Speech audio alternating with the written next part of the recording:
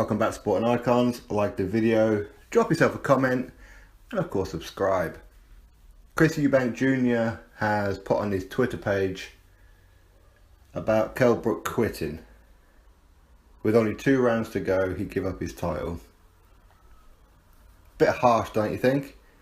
I mean, at least Kell Brook is actually, or was actually, a world champion.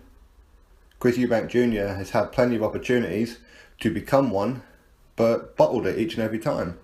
His idea for being world champion is the IBO, which nobody recognises the IBO as a legitimate top tier championship. Now, he wants to talk about quitting.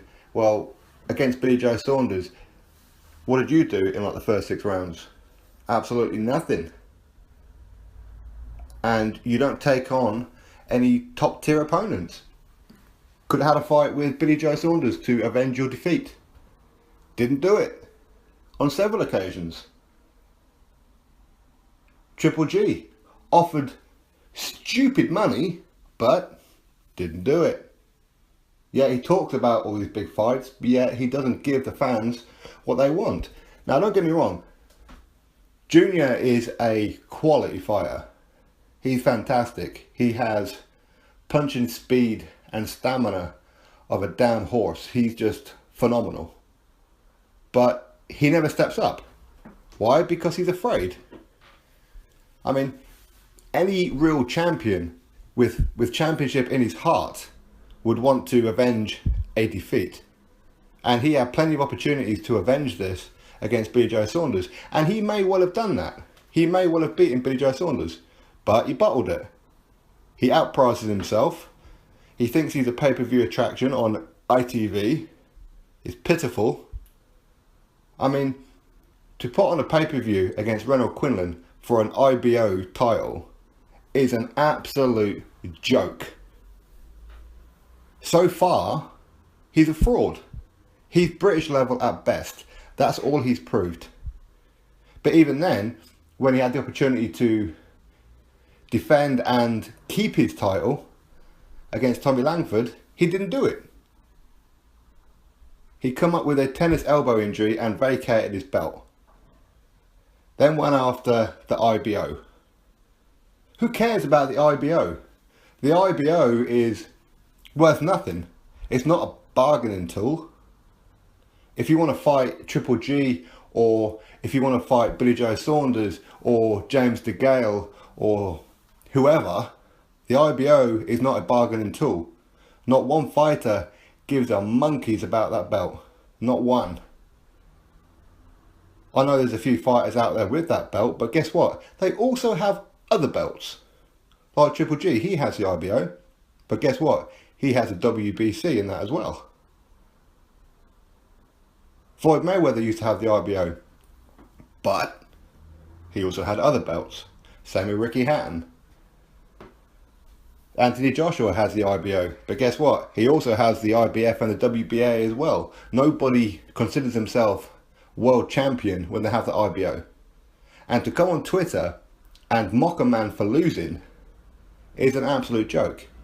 I mean, Kell Brook, alright, I was very disappointed with the result. I'm not happy with how it ended at all. I don't like to see anybody take a knee and quit. But at the end of the day, after his last fight with Triple G, when the doctors told him that he could have been blinded, so it was the right decision for Dominic Ingle to throw in the towel, Eubank Jr started making towel jokes. So of course when Kell Brook gets his left eye injured against Spence last night, he's thinking, this ain't good. I could go blind here. So he took a knee to preserve his eye. It may have been too late. We don't know yet. But Eubank Jr, the prick that he is, goes and says that. What's Kell Brook to you? Totally different weight classes. It's not like you two are going to get it on. In fact, speaking of fighting, who are you fighting next? Once or twice a year, Eubank Jr carries that IBO title around with him everywhere he goes, lies in bed with it, has a wank over it, stupid little Toys R Us belt.